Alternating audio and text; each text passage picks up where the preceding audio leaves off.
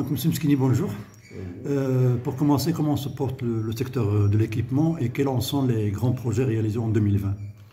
D'accord, comme vous savez, au niveau de la province d'Ifan, plusieurs chantiers sont ouverts, d'autres sont achevés, tandis que d'autres chantiers sont en cours de démarrage ou sont programmés.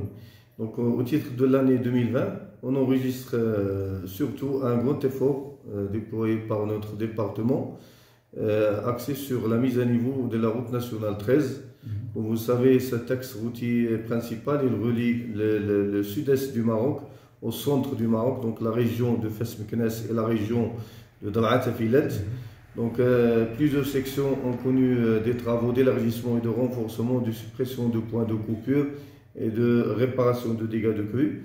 Donc, on enregistre surtout la réalisation de 19 km pour un montant de 67 millions de dirhams, surtout entre le centre de Timhadit et la limite avec la province de Midelt.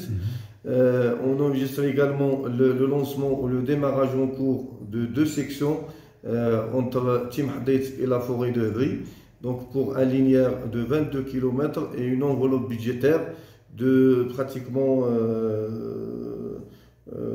disons 72 millions de dirhams. Donc il y a également le triplement de la route nationale 13 entre la ville d'Azro et la forêt de Hevri, pratiquement sur 8 km pour une enveloppe budgétaire de 34 km. Donc cette opération il est en cours de lancement, donc il est programmé pour l'année 2021.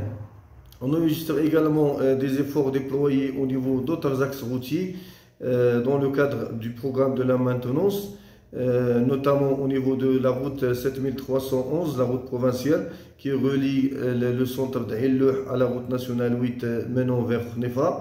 Donc c'est une opération d'élargissement et de renforcement qui se trouve en phase pratiquement d'achèvement pour une enveloppe budgétaire de 20 millions de dirhams et sur une section totalisant un linéaire de 10 km.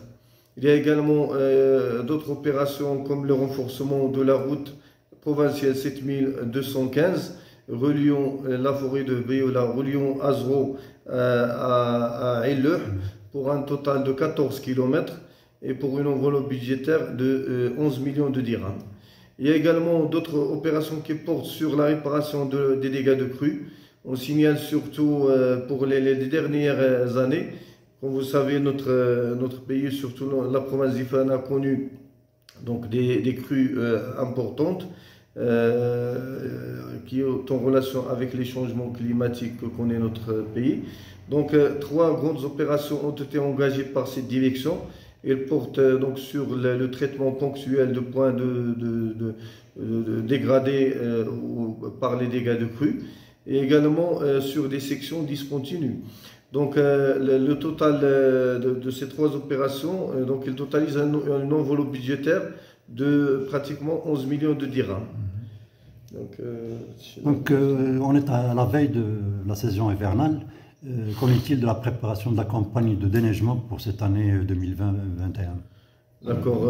Donc concernant les préparatifs de cette direction, donc ils sont toutes presque achevés. Donc nos équipes sont toutes prêtes à être engagées dans cette opération de déneigement ou d'intervention au moment des crues, que ce soit au moment des crues ou au moment de chute de neige. Donc les principaux préparatifs engagés par cette direction, elles portent essentiellement sur l'approvisionnement en carburant, en pouzzolane, en sel et surtout l'engagement d'opérations de maintenance des engins de déneigement, également la maintenance des systèmes de radiotransmission. On signale également les interventions portant sur le renforcement de la signalisation, que ce soit horizontale ou verticale, au niveau des axes routiers à fort trafic ou connaissant des chutes de neige. Donc il y a également l'entretien des barrières de neige, l'entretien des abris de neige, surtout donc la coordination avec les autorités locales, avec l'autorité provinciale, avec tous les intervenants au niveau de cette opération de lutte ou d'atténuation des effets de la vague de froid, et ce surtout dans le cadre d'un comité de vigilance au niveau de la province d'Ifrane. Donc c'est surtout ces points essentiels sur lesquels on a déjà travaillé pour assurer une bonne préparation à la saison hivernale 2020-2021. Merci, M. Oudel.